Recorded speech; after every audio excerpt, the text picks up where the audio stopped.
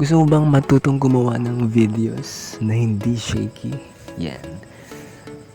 At mga tips na kung paano kumuha ng videos. Lalo na sa panahon ngayon na nauuso yung paggawa ng mga videos like Facebook Reels. Yan. Eto guys, gusto ko kayong turuan kung paano kumuha ng maayos na video.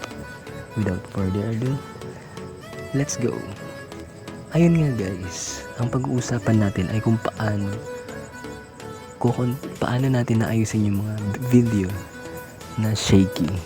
Yan, sa panahon ngayon na nauuso yung paggawa ng Facebook Reels, sa napapansin ko madalas, ang karamihan na nag-upload ay, lalo na yung mga beginners, ang napapansin ko sa kanila, yung mga videos nila ay madalas shaky.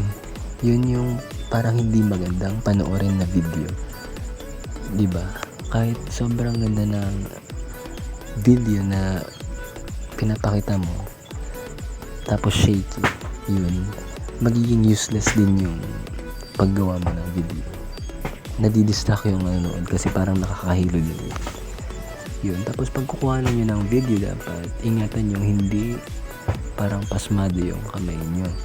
Tapos, ito pa, dapat pag kuhanan mo yung video, isipin mo muna kung dapat ba landscape or portrait. Yan.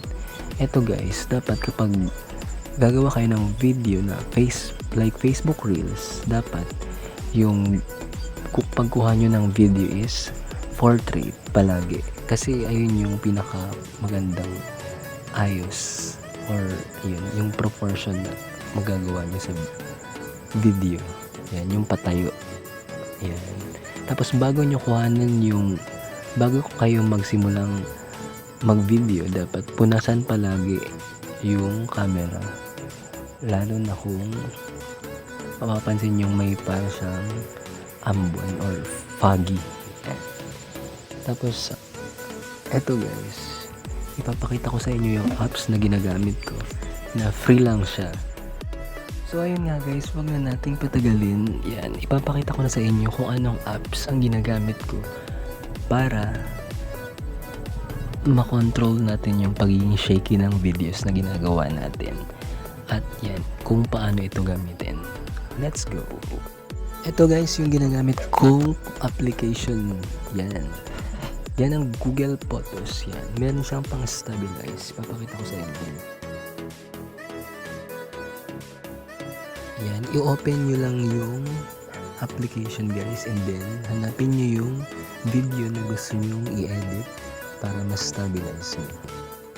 Ayan guys, yan yung video. Yan, hanapin nyo lang yung gusto nyo i-edit. Click edit, and then yan, pindutin nyo yung rectangular